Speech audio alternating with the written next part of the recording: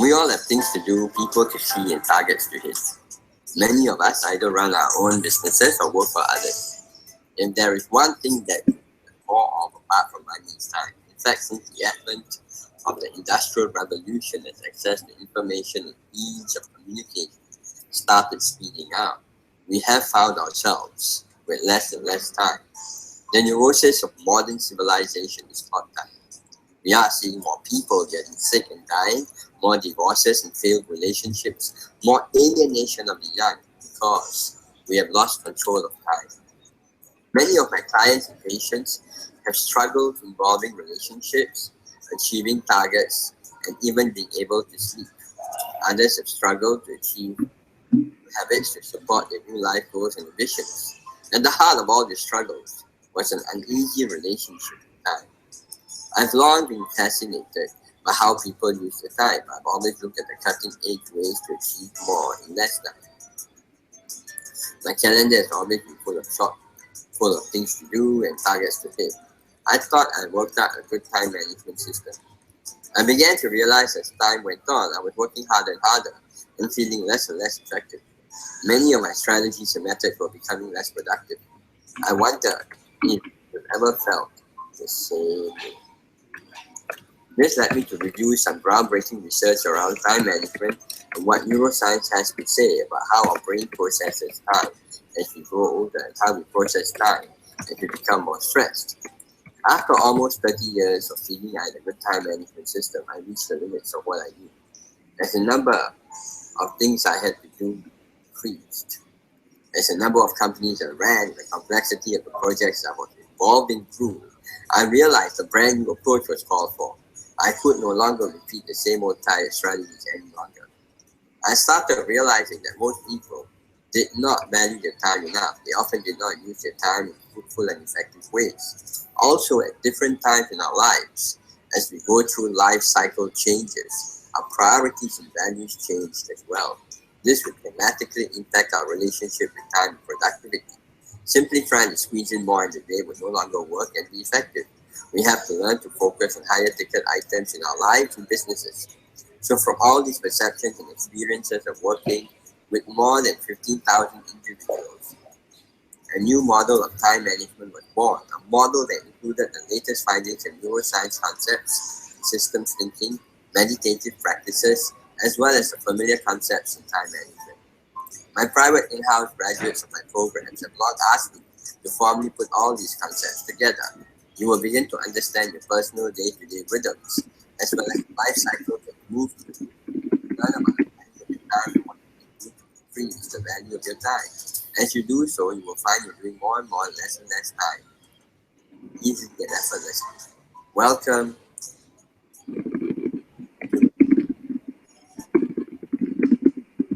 the podcast. Discover how to your innate natural rhythms so that you can ride in your cycles of positive energy. Discover the best ways to use your resources and energy so that you maximize the use of your time while minimizing stress. Learn the secrets of how successful live healthy, productive, and profitable lives. Real time management will add years to your life. Much more you will enjoy. Welcome back to time.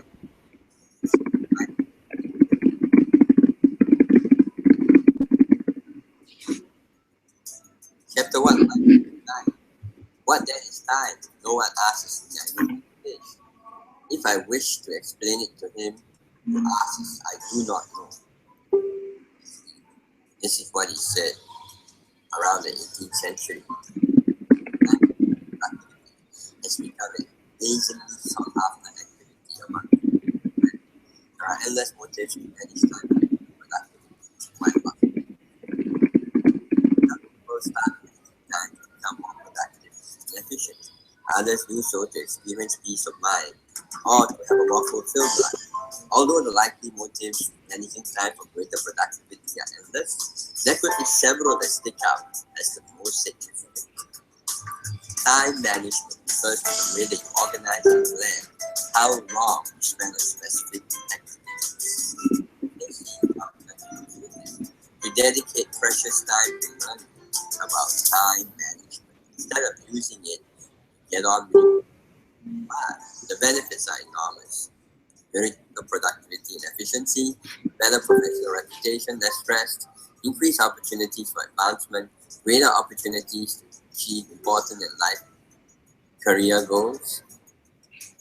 Failing to manage your time effectively can have some very undesirable consequences.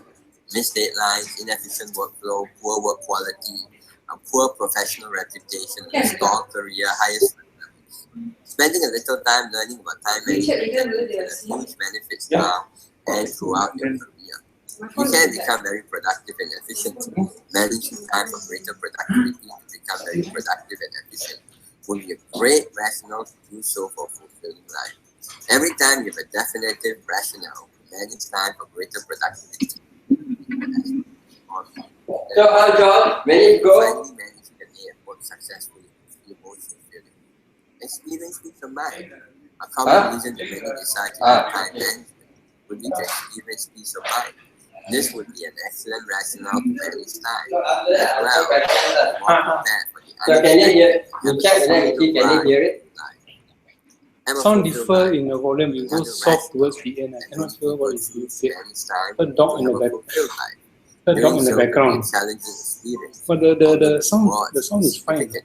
Overall, managing Make it time well louder. will bring a huge sense of achievement to your life. Preparing for this would be a stimulating undertaking, which is the real reason that certain people elect to start. And then just It may allow you a new outlook on things. As soon as you manage time better, you would begin to recognize that you can accomplish just about anything in the world. You would become clearer about what important things in life are about. The motives to manage time are definitely different from one individual to the next. So ultimately, you need to adapt it for your own personal reasons.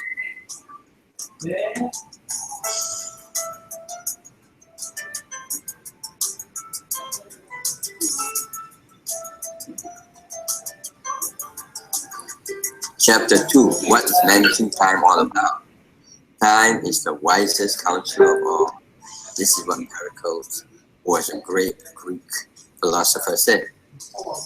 Most people say, if only I had more time. How often have you heard yourself say that? If you are like most people living in the 21st century, pretty often. Of course, we know we cannot create a 25-hour day of the week. What we can do is make the most of the time that you do have, with the result of reducing stress and accomplishing more. Usually, when a person considers managing time better, they do so because they feel they are living a chaotic life or they are experiencing overwhelm. We are one of those. Congratulations, because if you are reading this book or attending the course, you're on the right page and you're right for change.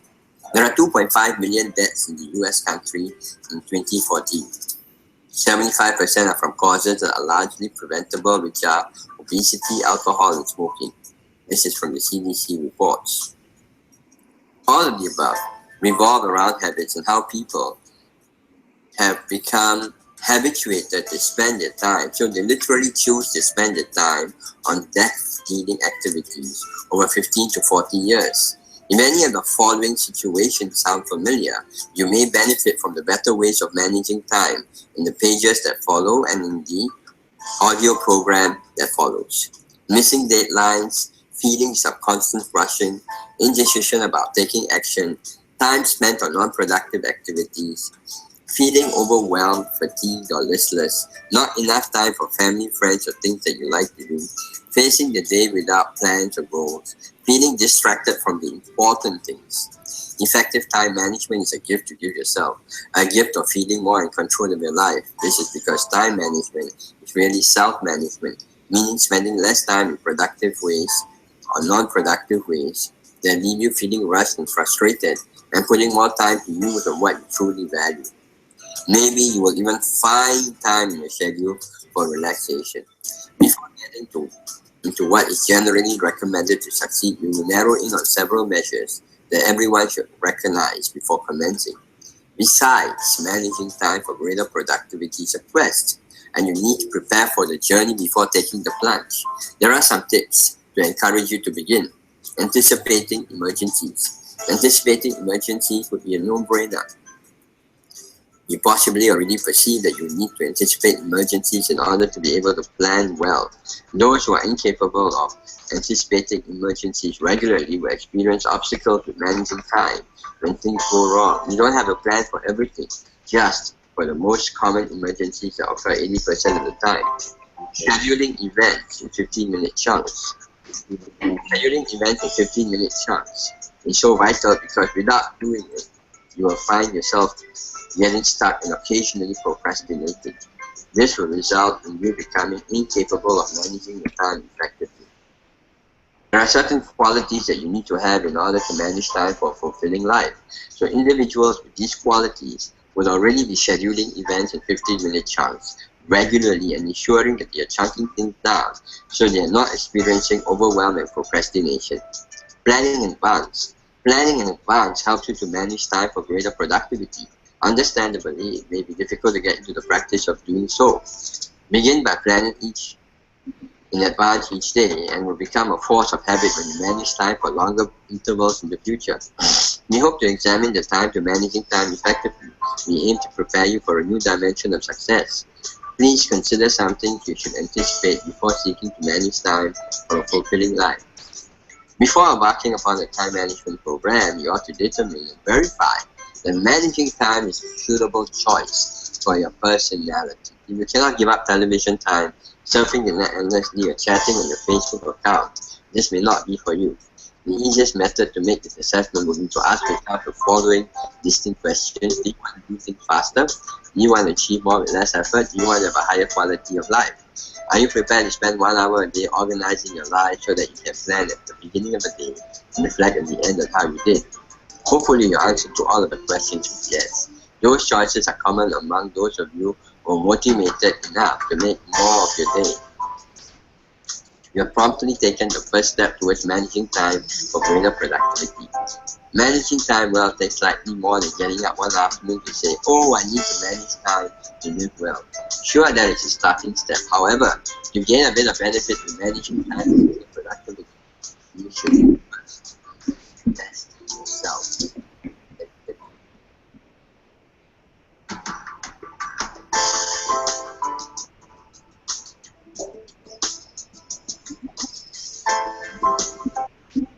Chapter 3, is it right for you?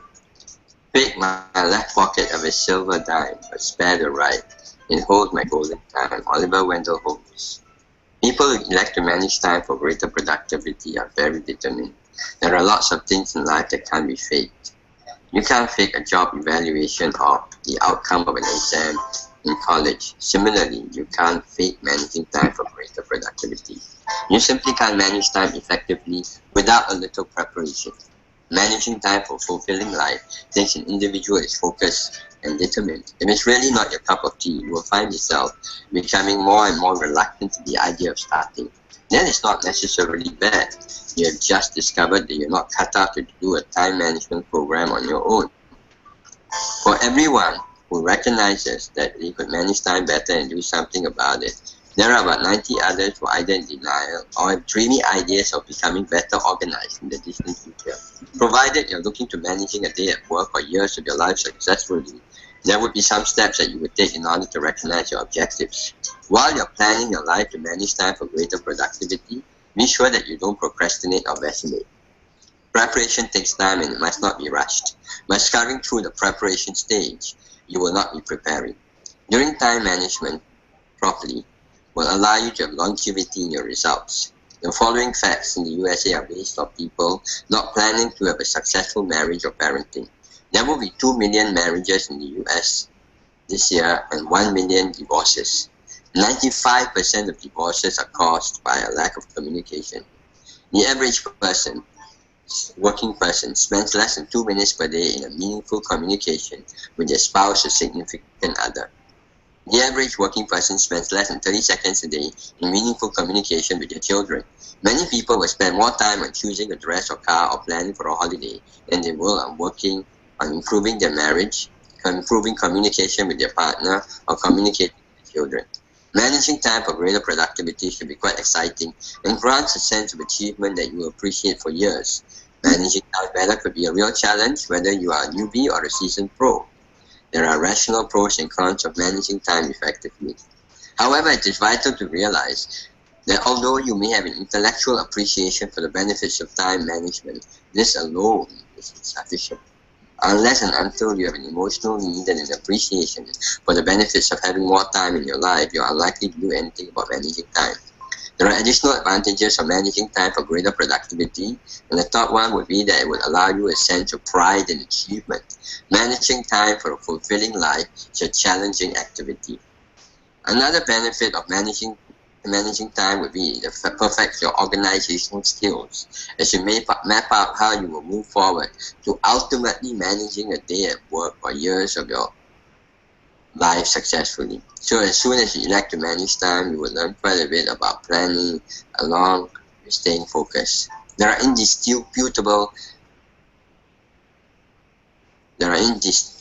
benefits to managing time for greater productivity. It is, however, not as painless as it seems. There may be certain restrictions that you possibly have to get over, like the investment of time required to plan.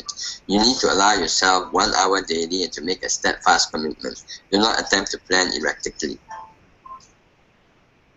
Devotion along with sincere effort will eventually lead you to managing a day at work successfully. Certainly, managing time for greater productivity definitely needs an individual to become focused, relentless, and enlightened. Whether you view yourself as a kind of bright person with these virtues, you would be totally ready to managing a time at work successfully. The most essential thing would be to be mindful, and there should be no shortcuts.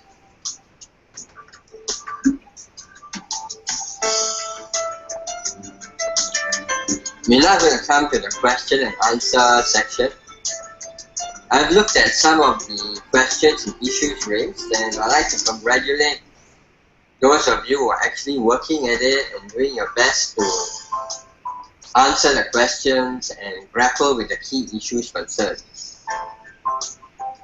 And like everything else, it's only in the doing that you're going to have the opportunity to examine your viewpoints, your ideas, what you think is actually happening as opposed to the models you have inside your head. Because very often we may think that this is the way it actually is, and when you actually do it, it's very different. So for some of you, you notice that there are some things you can plan really well, and you can actually do this if it is on a day-to-day basis. But the moment you have to think about longer term, there are some issues. So this is why we had you fill out the section on your rituals in the morning, what they are, and how much time you take to do them, and do you actually do it within the time sequence. And then we talked about what the habits, the 8 key habits and practices, and how far you are advanced in that direction, or whether it's a work in progress. It's important to understand that when you're actually designing a series of programs and your core rituals, you need to be real. You need to be real about your capability, your capacity, the time you actually take to do something, and implement it. Sometimes you may think that a particular activity takes only 5 minutes when it actually takes 15 minutes. So it's also important that you accurately report and note the actual progress of a particular process. We cannot have wishful thinking. We cannot have idealization. We cannot have people being hopeful that they can complete something in 15 minutes. There must be no doubts, no questions that if you're assigning 15 minutes for something, you're going to get it done in 15 minutes. Otherwise, it's not real. It's also important that when you're designing your daily rituals, you are designing it in such a way that's easily achievable. If it is something you must strain for or struggle hard, then it is not a ritual. It is effort. It is not something you can do automatically. Your rituals must be something that you do automatically. You don't have to work hard at it. It's almost instinctive. So in order for that to happen, you have to design your life so it's easy to achieve it. if you are going to wake up on time and your alarm rings, you must know that you will get up and switch off the alarm. If you're going to wake up on time, that's your hope. And when your alarm rings, you say, you know what, tomorrow I will do it. That means you set the time for the alarm incorrectly. So already the whole day, you are going on hope-based timing. You're not going on real-time-based timing. So it's important you be real every step of the way, because when I see some of the rituals and some of the questions, those of you who have actually got a really clearly laid out ritual and you started 5:45 and you've got a 15-minute chunk and everything is worked out, this is actually achievable. It's something you can actually do. Then there are others, when I'm actually looking at it, they say, you know, I was hopeful that I could get up in the morning and I could do this, but when I actually got around to doing this, it took so much longer. It took so much more effort. So practicing the 15-minute chunk simply means you plan as you can actually implement it. So one participant talked about, I've been trying to practice 15-minute chunks and some reflection questions. Planning 15-minute chunks seems easier said than done. Either I've underestimated the time I actually need, or I've not been efficient. And the question is, it's irrelevant whether you've underestimated or you haven't been efficient. If you can't do it in 15 minutes, it's not real. So if you can't do it in 15 minutes, you shouldn't actually try to be efficient, because then you're going to force yourself to do something that you can't actually do. So what you do before you set up a ritual is, you time how you run the day. You time actually how long it takes for you to do a shower, how long it takes for you to do your rituals, if you have pets, how long it takes to do it. So the first 2-3 days, you just time yourself, right? You don't try and fit it into a pre-imposed schedule, because that is not real. So you look at how your whole day stretches out. You look at what you do on a daily basis and you time yourself, because that will tell you how things are really operating, as opposed to this mental picture of how it should be. Now, telling yourself, I'll just take 1 extra minute, that really is pointless, because then why do you bother to plan at all?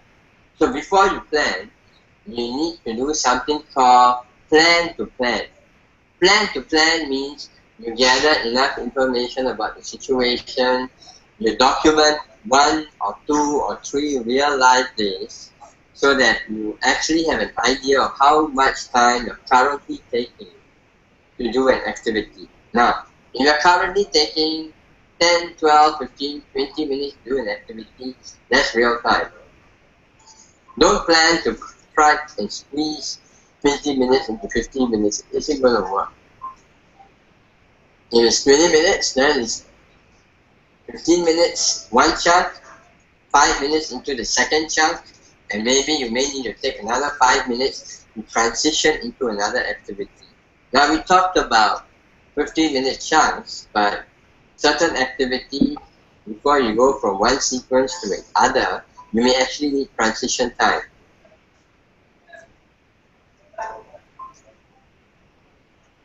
Multitasking is one sure way of making sure that you will fail at planning a day.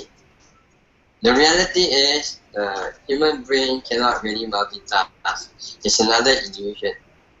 Okay? And when you try and do that, after a while you have a blurred line, your timing gets blurred, you accumulate incomplete tasks, and you never really complete any one. And if you do too many of these, your brain actually goes into an overload, because your brain needs completion.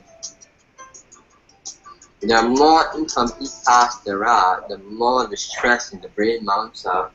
And after a while, it gets harder and harder and harder. You even get motivated about completing things, staying on time, and being on track. So, first point is, one of the questions was, is it about setting more realistic time goals or about lowering my self-expectations? Please understand, having expectations about how you're going to use your time is a pointless way of planning time.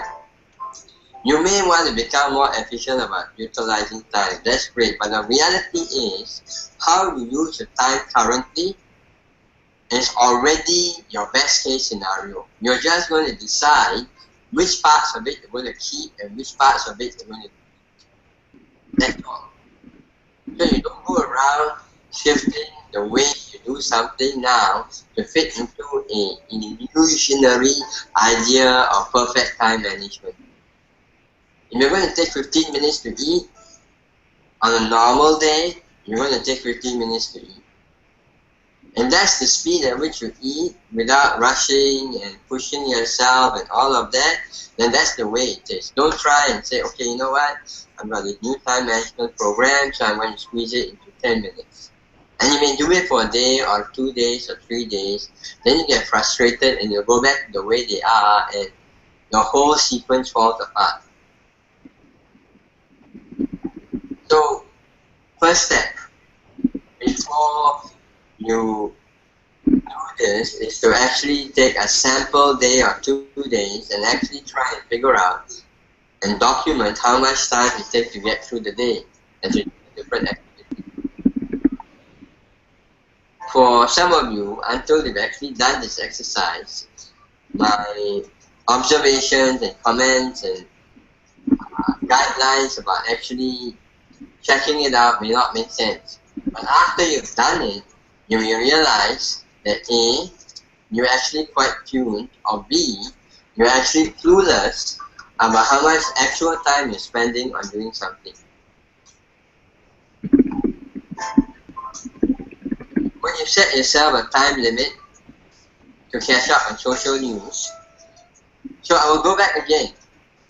Time yourself on a daily basis for 2 to 3 days to figure out how much time you actually do it. Follow your natural flow. And then if you find that some activities actually take up too much time, schedule those activities on alternate days or on other days so that you're giving enough time for the activity, but it is not taking complete control of the rest of yourself in your life.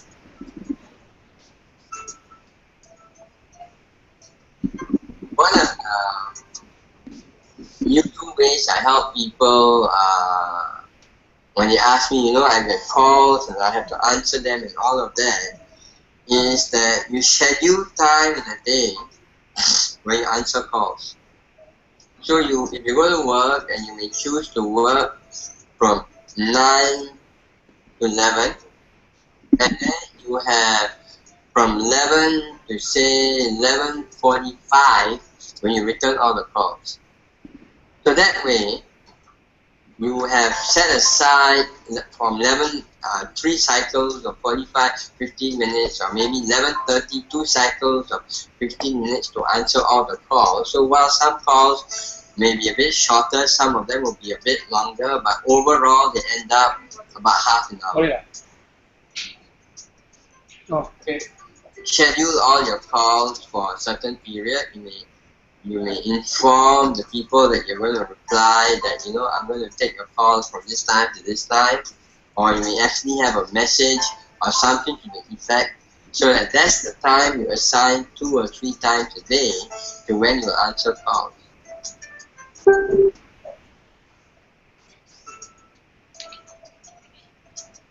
If you give yourself 15 minutes to get out of bed and you take 30, then the reality is you actually take 30 minutes. So give yourself 30 minutes to get out of bed, and if you actually get up earlier, that's bonus. But this is one way of making sure that you are not deluding yourself. So don't use this time to set up new habits. This point is to document what you're already doing and set up your first base protocols. After you've got these protocols in place, you can then decide if you're going to get more efficient and work on one new habit at a time. You need to work on only one new habit at a time, and that habit will take 21 days to form a neural pathway in your brain, and then that new habit will become something that you can do lifelong automatically. But setting these time management protocols up and you keep changing new habits, most of them will not take. So it's a useless exercise. It's important that you be precise and you chunk down all the different activities so that they are broken down into chunks from 1, 3, 5 minutes within the 15-minute cycle. If you are setting up plans and you find you're unable to keep up with the plan you've set up, the common reason is that the plans are not sufficiently chunked down, they're not precise enough. And so when in actual execution they take more time, they become they become harder to achieve, and then you feel frustrated, angry, disappointed, and that's really a sign that you couldn't plan it precisely. If you plan something precisely, there would be no problem implementing it. So a failure to be able to design an effective plan doesn't mean you failed. It simply means there are missing pieces to the plan. There's something you don't know. You may not even know that you don't know, or you're not giving enough time, actual time to accomplish what you need to do in an effective way.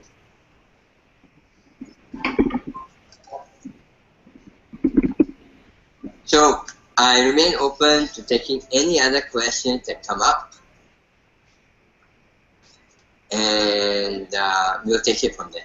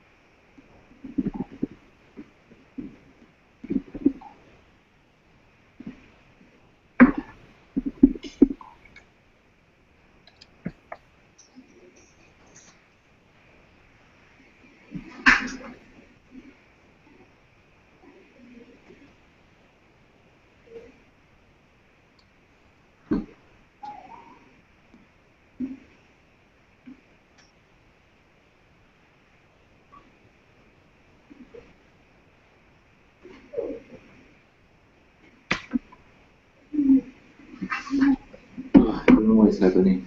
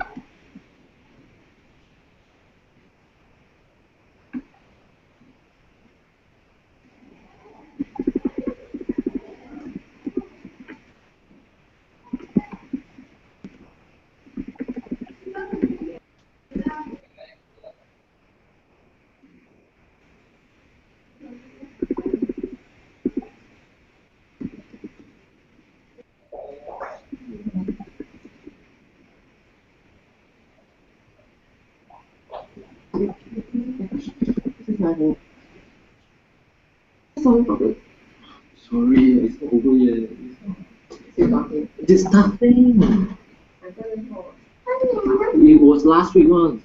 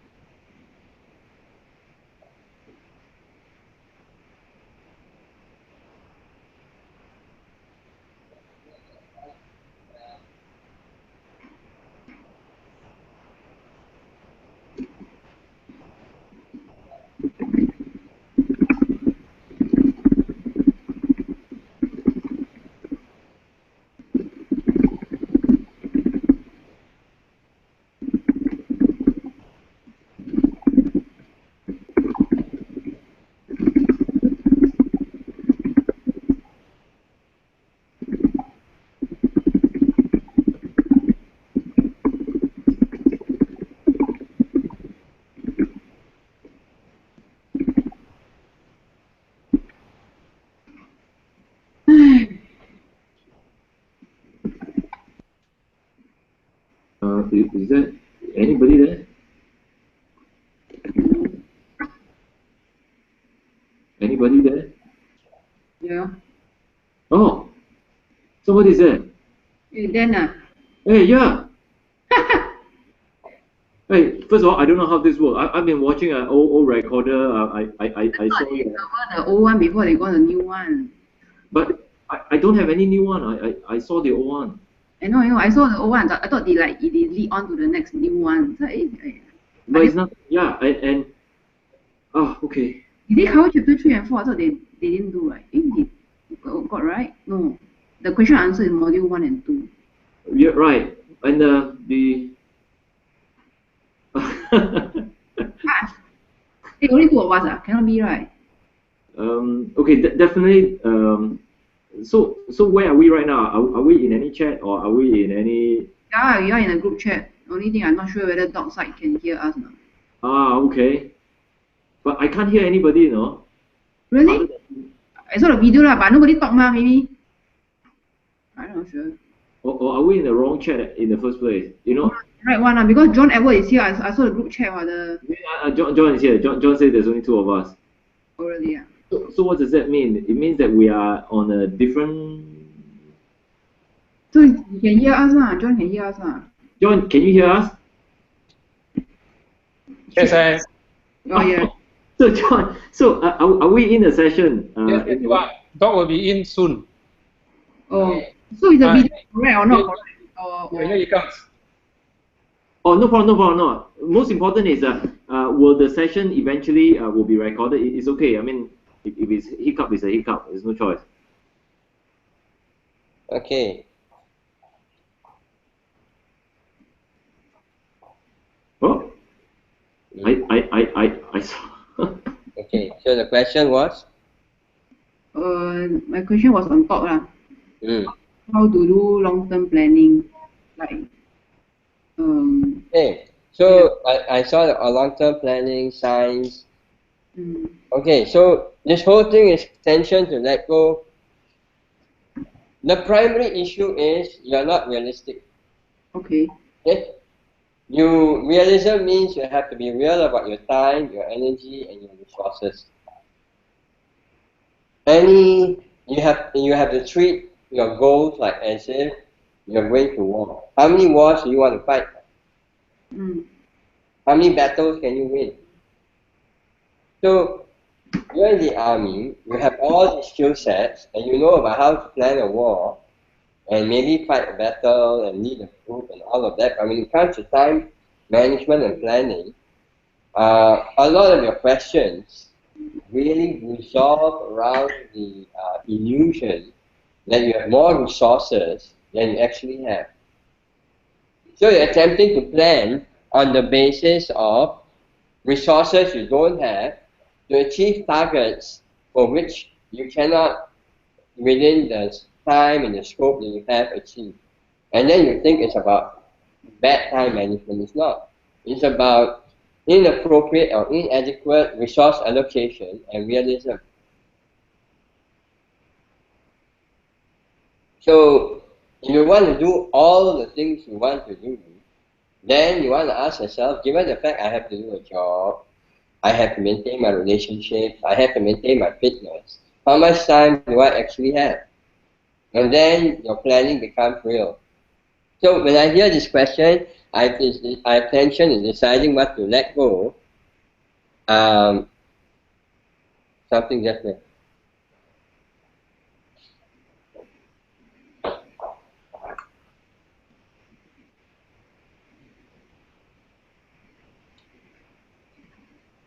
Yeah. So if I hear this question, this tension in deciding what to let go, if you don't let go of something, nothing will happen. You understand what I'm saying, Paige? Yep, yep. You will not be able to achieve anything because you're not devoting the appropriate required resources to achieve it. So, very simply put, the only way I can achieve my intended outcomes is that I know in a 12-hour working day, I only have 45 minutes maximum to work on all the projects that I have. Because the rest of the time is devoted to all my ongoing outcomes and processes and all of that. So my whole year is planned around achieving my intended outcomes in 45 minutes. So I work backwards, I don't work forwards. And the first thing is, I'm brutally realistic with how little resources I actually have to take on new things. And because I'm brutally realistic, I'm fairly realistic about what actually needs to be done.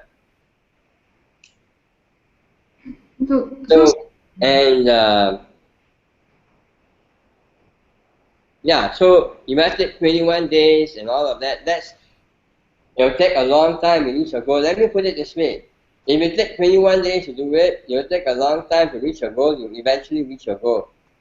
If you do it any other way, you'll never get there. Okay, so for example, break down along the way. Okay.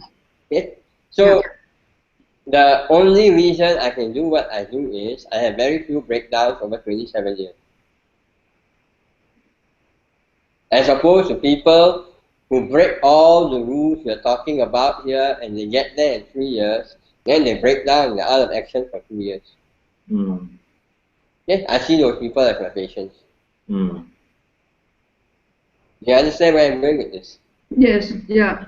So this is about a marathon. It's not a 100-meter sprint, it's a marathon.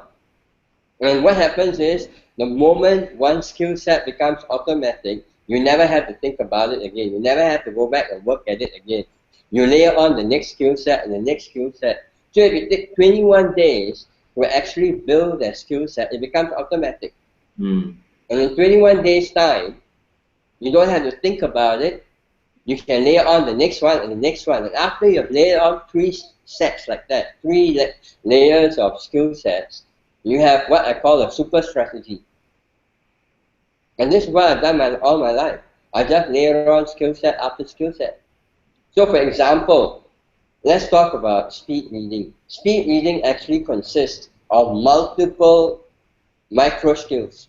Micro skill has to be layered on, and the final result is an accelerated reading speed of minimum of 2,000 to 10,000, 20,000 words a minute, with between 50 to 80% comprehension. But I took my time developing it. Now I can call upon it all the time, which then means that I can take in huge amounts of information without worrying about can I read them fast or not. It's taken for granted. But if I had been sloppy in building that skill set, now every now and then, when I'm actually having to call upon it, it will fail me because the skill set isn't automatic. Similarly with writing. Am I answering that question? Yes. So for example, let's say I check in on myself. Say, hey, there are certain aspects of my life that I need to build up. Let's say, for example, physical So there's one more thing I want to go before, because you asked something else. Okay, then the other thing here is, so the skill sets is one thing. The next part here is, you want to be working at 40% of your potential. That means you have 60% upscale to cope with emergencies, things that come up, and time offs. That means your 40% is very efficient. So we are introduced into thinking with all these gurus who say you live with passion, so you live at 80, 90, 100%, you burn out. The reality is you can do that up to 35. After 35, you need to live at 40% as an expert, and the 60% is for you to acquire new skills, cope with emergencies, and everything else. So that way you're building redundancy. If you don't build it redundancy, then when something goes, it's derailed, you never get back on track. Okay. So that is a lot. When I'm hearing you, when I'm looking at all the questions you have asked, it's basically no redundancy, you have no slack time, you're attempting to do things that you're physiologically not wired for, and then you're wondering about it. All right. Okay. So for example, let's say if can you hear me?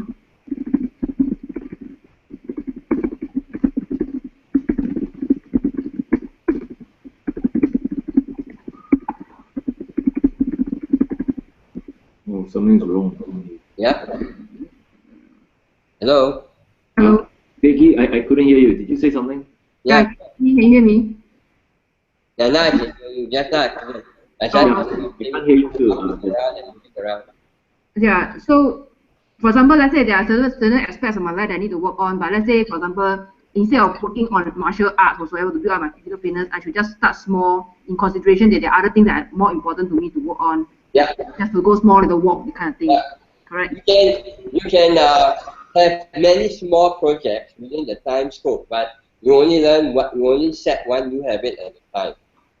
Not like you can't work on different projects, but in a different project, only one project requires a new habit, and the others are just expression. They require you to use your old habits. That's fine.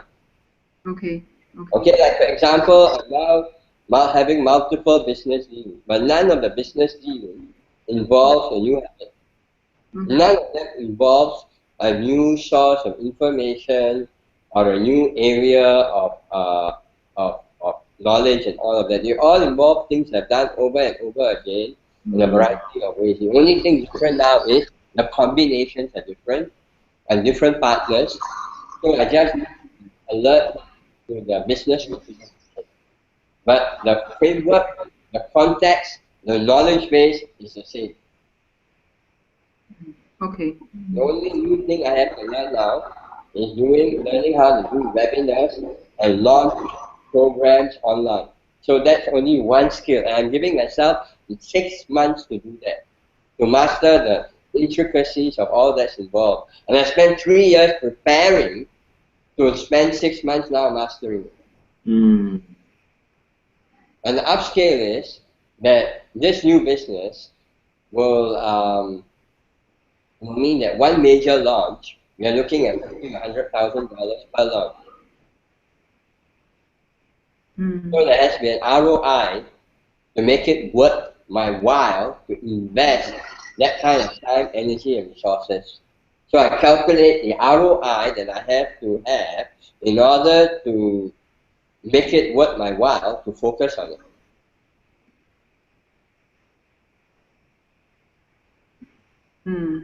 Okay? So all your new habits and all of that, you must be very clear about the ROI and the intended outcomes.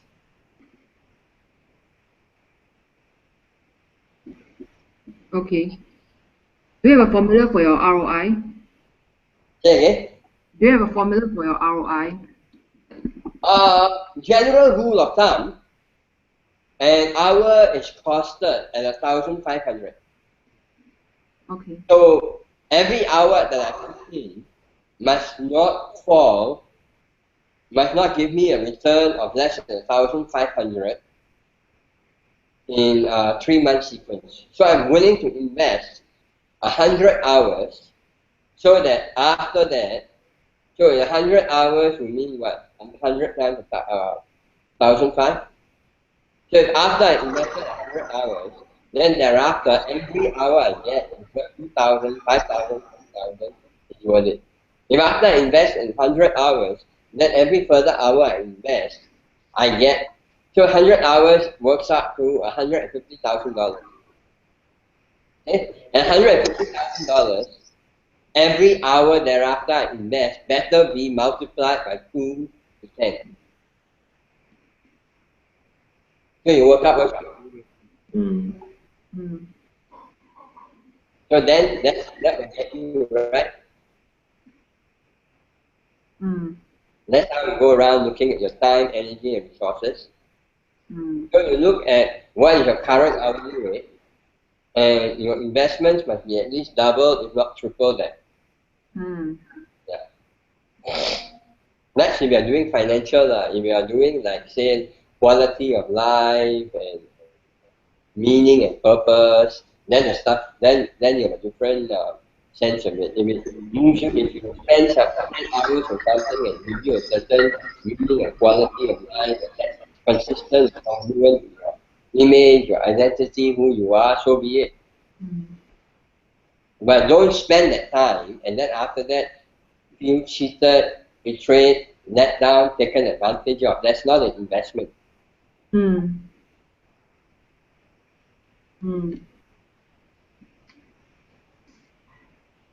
Okay.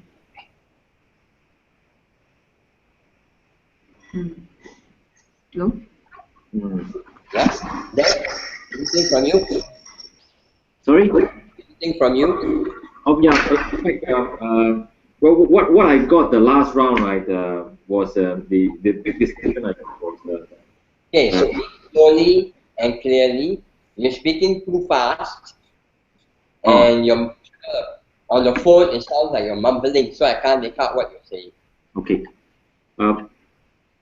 What I gathered the last round, right, was the distinction about understanding if something actually takes that long, that means it actually takes that long. That's right. And don't try to squeeze it and and that was the biggest takeaway, the last one. Yeah. Which means that what translates to me now is that I now have to understand if, let's just say, the certain thing takes this amount of time, what it means is I must, in order to get more efficient productivity, I must then decide what are the things that I must give up not doing. Correct.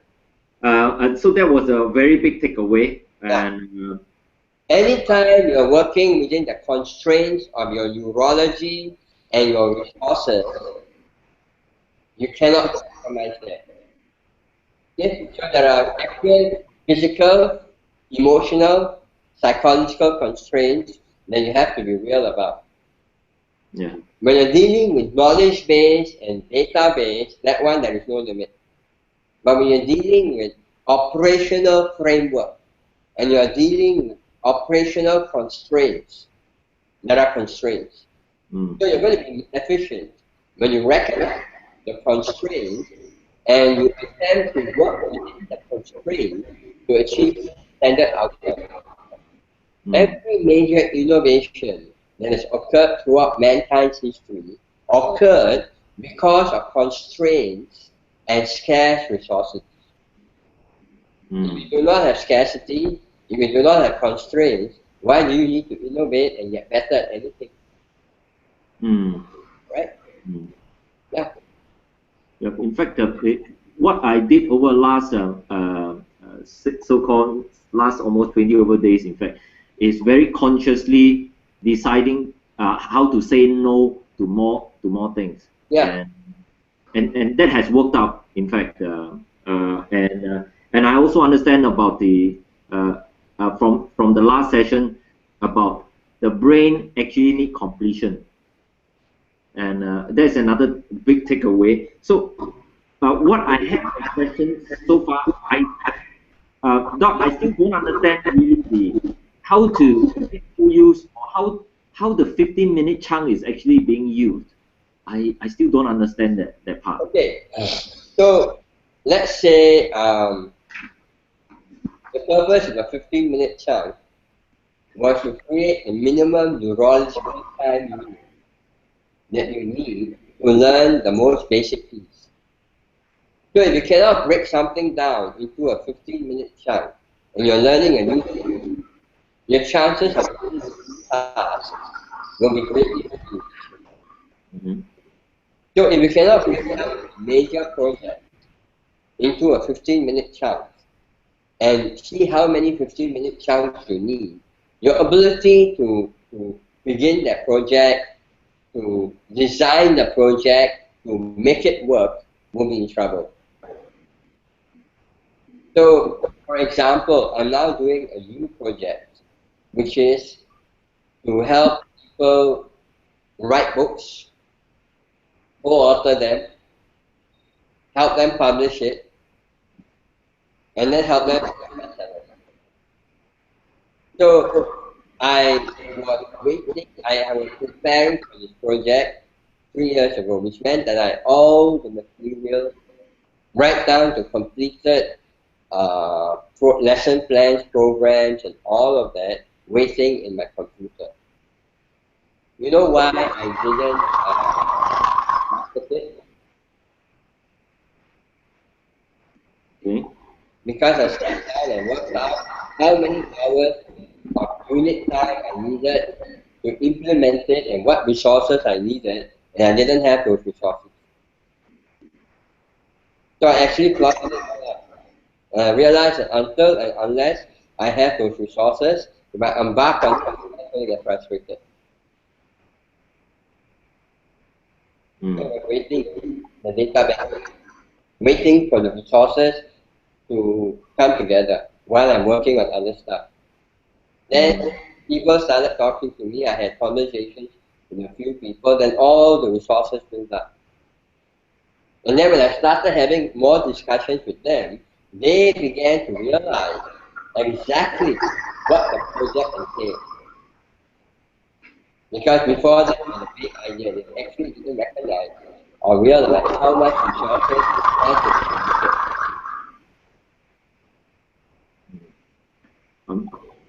So actually, works out what needed to happen, when it needed to happen. We work backwards. Okay, so when you have all of that in place, you have a reasonable chance that the project will succeed. It will take off. Okay.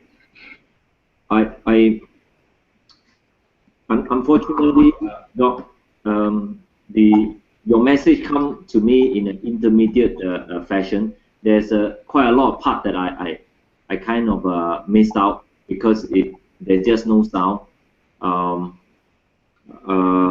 Maybe I round up what I think, what I took away from what you have said. The impression I get as far as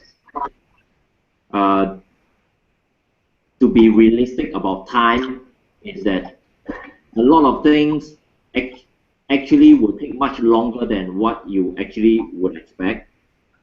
And it's not that it takes actually longer, it's because your time estimates are not real enough. Okay, fair enough. You haven't worked out the exact mechanics of how long it takes to do something. So there's actually a questionnaire about 6, 5 to 7 when you actually plot a day. You take 3 days of your life and you plot out exactly what you do throughout that day. And if you wanted to be really particular, you can actually time yourself when you do an activity, so you know exactly how long it takes. Okay. It's like a time and motion study. Okay. So as to done this over and over again, I measure how long it takes me in different states, how long it takes me to breakfast, how long it takes me to exercise. I have a timer going on when I'm doing the exercise. How long it takes me to recover from the exercise, without me pushing myself. So I have to build all that in. How many people do that? No. Just assume it's like that, and then they run into time issues and go, oh my God. They're not being fair. Okay. In other words, through the exercise is to recalibrate what I think, what in my mind, how long I think it takes, how long it actually took, and then to realign again so that I can judge the time more accurately. Okay. Until I do it more often of such conscious exercise, until then I will always not be able to judge correctly how long it actually will take. And as you keep getting closer and closer to this, your assessment becomes more and more accurate, and your planning becomes more and more accurate. Yes, and while when I get more and more accurate, when it comes to, I will then therefore have a realization. Like example, now that I know how long it actually takes, and I know that is actually how long it will take, I will then make a conscious decision whether or not is it profitable or not profitable. Right. Will then make changes or cut off certain thing or need to do so-called farm out certain thing because mentally it just cannot be accomplished. That's right. In a productive or profitable way. Okay, I got it. Okay. Yeah. Then you're being real, because a lot of the questions you're actually asking is because of the illusions you have. Yes. About how you're actually using your time, energy, and resources. It's all illusions. They're not real. Yes. Yeah. This, by the way, okay. Because Doc, based on what you have explained just now, which I'm quite sure it contained a lot of very good stuff, but unfortunately, it got broken up. I couldn't hear. So so back to the 15-minute chunk, right? I get the impression based on the thing you said is I break the skill that I need to learn into small parts. Yeah. That within that 15 minutes, I have to have a completion of that small part to be required. So and because if a skill take more than 15 minutes to acquire, likelihood within those long period, right? That's more than 15 minutes. I will not be able to neurologically acquire in an effective way. Okay. I'm going to rephrase that. If you cannot break it down into a 15-minute chunk and sets of 15-minute chunks, you haven't broken it down into its most basic minimum chunk. Okay. And if you cannot break it into its most basic minimum chunk, and you cannot learn it effectively. I got it. In other words, if I cannot break it, in other words, before even learning it, to know how to effectively learn that thing, I must therefore understand what is it that the critical thing that I need to learn. Yeah. Okay. Yeah. So therefore, the process of learning it, you can do what we call a trial and error. In this case, your time estimates will be grossly inaccurate. And so you factor that in. Okay. Yeah. And that's your first step. Then the second step is, okay, now you break it up and you will get a bit more accurate. Then the third stage is that's when you start working out time estimates. By the fourth stage, you become accurate. By the fifth stage, you can start turning it into a habit. So you are looking at least 3 to 5 stages before you can work at turning it into a habit, and then you practice it for like 21 days, and then it becomes really nice visualized. Oh.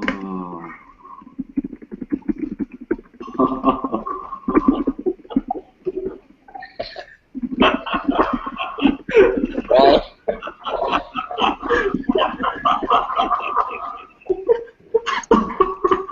Why? What's so funny? That means something that actually looks very simple. Yes. Actually comprises a lot of very critical and precise execution. That's how I learned everything. That's how I've acquired skills at everything from martial arts to natural medicine to teaching people complex stuff to doing emotional stuff to actually doing psychological work with people, even though I'm emotionally frozen. I watch the minutia of body language and work out co-relationships between body language and emotional state, running mathematical equations in my head. Sorry, Doc, but can you repeat the stages again? Because just now there's a cut off. Yeah. Okay, which part? The stages that you mentioned about building the competencies, like, Okay. yeah. So, when you start wanting to learn something new, your first state will be, and your timing for the first state will be grossly inaccurate. You are like going through the motions. Okay? It's like learning to shoot a rifle. You shoot all over the place, but you're getting used to the rifle on your shoulder and the recoil against you. So that's the first. Second stage, you learn that you bring the rifle a bit more smoothly and you start getting ready for the recoil. Third stage, you are ready for the rifle coming up, you're ready for the recoil, then you're focused on where the bullets go. Fourth stage, your bullets are actually going where they should go. After that, you learn how to shoot accurately and you practice that for 21 days. Okay.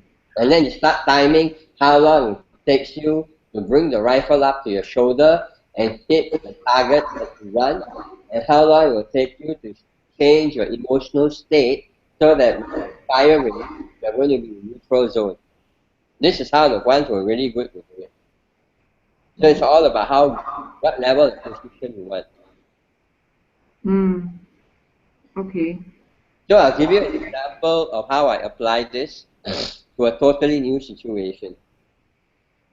I was in Germany 17 years ago. It was a day off, so they took us out to the mountains and they played a game. The game involved throwing a disc, like a spinning, like a top but flat, along the ice to hit the intended target. So I watched the game and I did an analysis of the required skills.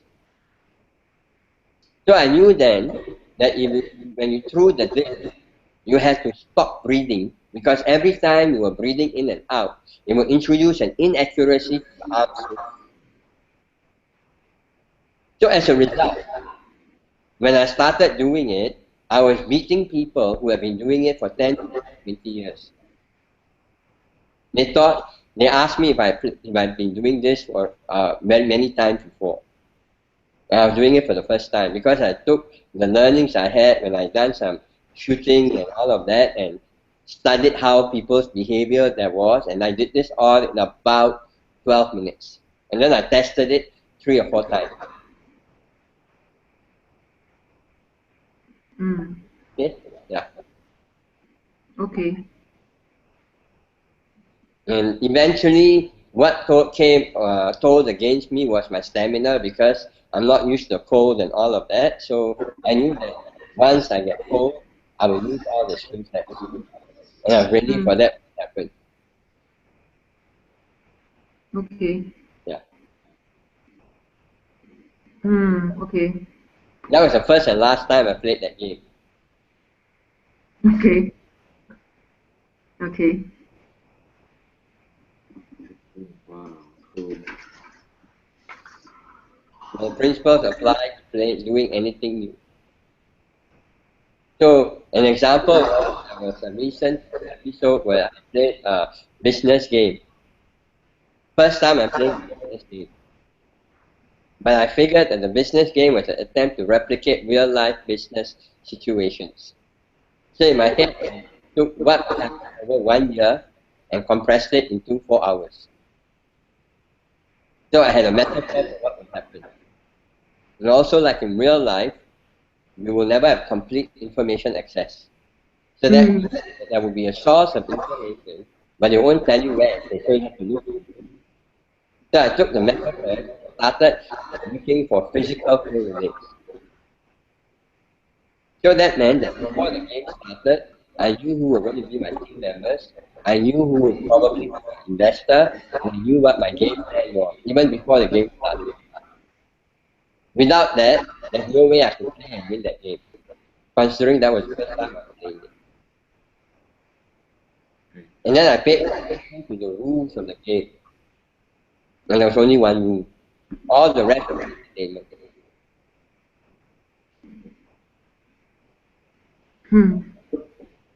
One more question to expound on this 15-minute chunk thing. So now that I have a better understanding of what preparation needs to take place before I execute the skill, or before I get in motion of the things that I need to acquire in that 15 minutes. How many of such 15 minutes am I supposed to have a day? And are they 15 minutes of similar task, or 15 minutes of... Rule of thumb, your brain can process 45 minutes on a particular topic, then it will shut down. Oh, okay. Then what happened after that? I break half an hour, I can get back into it again, or I totally have to be the You next have to change to another topic, then you can come back after you've done the next 45 minutes cycle and go back to the first one. Okay. And in between, right, for tapping your experience, let's just say... Something routine. Sorry, 45 minutes when you're doing something new. Next 45 minutes is something routine, something that needs to be done by relatively brainless. Then you can go back to 45 minutes. And that's all you can do for that. That's the maximum you can do on anything. After that, you're useless. Your brain cannot handle it anymore. Okay. Doc, please repeat that part again. About 15 minutes. No, 45 minutes, which means so you can do three 15-minute chunks on that project. Then I rest. Then you rest, or you do something else that doesn't require effort. Is brainless. Okay, that's brainless. Require any, or it is an automated skill. Okay. Then you can go back to the original one, do another 3 cycles for 15 minutes, and then you're done. You can't do anything more than that. You for the day, life energy, willpower, brain power. I see. So that will be it for the day already, right? Yeah. I mean, then you went and do the rest of all the other stuff. Okay, I got it. So therefore, now if for me as a takeaway right today, I get even first distinction is that I have not accurately I have not acquired the skill to accurately time myself yet. That's one. Okay. Number 2 is as I do that, there's another realization from you that I picked up from you, that actually a day to be effective, actually there isn't a lot of time. No, there isn't. So, in fact, there's a study that shows that the average CEO of a Fortune 500 company only spends 38 minutes a day thinking. Okay. Useful stuff. The rest of it is all automated. So if you do 1.5 hours, that's brilliant. Okay. So okay. Okay. Okay. That's a big takeaway. Okay. Good. So what it means to me is, if anything at all for this program is, the need to really even cut off more things that is that I need to say even more no to. You're actually going to become more efficient, the more focused and precise you are. And then eventually, when you have enough habit, your broadband increases.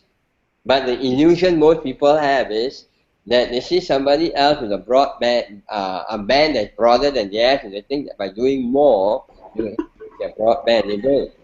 You increase your broadband basis by doing less and turning into a habit. Every time you only do one habit at a time. Okay. Very good. Okay. The last piece I want to make is, you mustn't use your willpower to do all of this. It's got to be turned into a routine. If you use your willpower, after the 2 cycle, after you've done first cycle and the second cycle, you'll be useless for the rest of the day. You can't do anything else. Okay. Fair enough. Okay. So okay. So I got it. So if I use it in a different word, or your this last point is the way to increase the bandwidth. Yeah. Is to start with just be very good and focusing on building one critical thing. One habit at a time. And from doing that, when they become a habit, that is when I now have more bandwidth available. Correct. To acquire other things. The trick about bandwidth is that when you increase your bandwidth, your processing speed goes up exponentially. That's where you get the gain. Okay. So the result of increased bandwidth is something that would have taken you hours. You take one look, and because you have so many habits automated, you see into the heart of it immediately. So you don't spend 1 hour, 2 hours, 5 hours. You take 30 seconds, bang, or 5 minutes, bang, and you see it. Of course, after that, explaining your insights to the people that you're working with will take longer, and so you have to develop the skill sets to explain what you're seeing in a fashion that others can relate to. Okay. So therefore, knowing that that is the formula now to increase bandwidth is such that you have just mentioned, which makes sense. That means going forward now, the thing to be very conscious now for me is to start selecting in priority the important habit to build. And if because I only have so much time, I only have priority for I only have so much time for only one habit. So therefore, they have to be well thought of. That is the most critical influence. That so-called the layering. Which one must come first? Okay. So this is like food. If you know that you only have a limited number of calories to take in, you'll be very careful about the calories you take. Okay. I'm good for today. Very good for me. Thank you. Yeah, thank you very much. Thank you. Thank you. No, thank you. But Doc, just a feedback. This hangout thing, is not the sound quality is not very good. Okay.